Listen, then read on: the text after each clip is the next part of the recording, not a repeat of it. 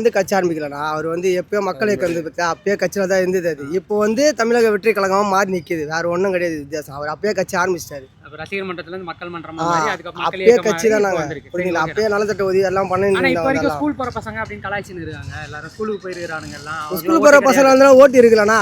எனக்கு கூட தான் 23 வயசு ஆகுது. என்ன பார்த்தா ஓட்டு போடுற மாதிரி தெரியாது. ஆனால் ஓட்டு எலெக்ஷன் இருக்குதானுங்க. ஓட்டு இருக்கு. இவங்க அவங்க வந்து பண்ணி எல்லாம் பார்த்தாச்சு புரியுதுங்களா? ஏன்னா நம்ம அண்ணனே நிற்கிறாரு. இது மேலே நம்ம ஏன் ஒரு சான்ஸ் கொடுக்கலாமே, நம்ம அண்ணனுக்கே கூத்துடலாம். ஒரு சான்ஸ் கொடுத்து பார்க்கலாமே. ஏன்னா அவர் வந்து 10 வருஷம் ஆமாண்ணா எல்லாம் ட்ரை பண்ணி பார்த்தாச்சு. அவர் வந்து 10 வருஷமா ஆள போறாரு மிஞ்சி போனா அது தான் புரியுதுங்களா? எங்க அண்ணனே வந்துட்டாரு. இதுக்கு மேலே நம்ம இன்னொருத்தவங்க போடணும். நம்ம அண்ணனுக்கே போட்டுக்கலான்ற.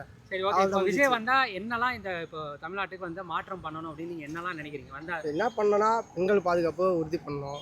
இப்போ அது இல்லைன்றீங்களா? இல்லைண்ணா உண்மையா இல்லைண்ணா. அது உங்களுக்கே தெரியும். நம்மளுக்கு தெரிய வேண்டியதுனா நம்மளே பார்க்குறோம். சோஷியல் மீடியாவில் பார்க்குறோம். அங்கே இங்கே இந்த மாதிரி அந்த மாதிரிலாம் நடக்குது. பெண்கள் நம்மள பாதுகாப்பு பெண்கள் பாதுகாப்பு உறுதி பண்ணணும் மெயினாக.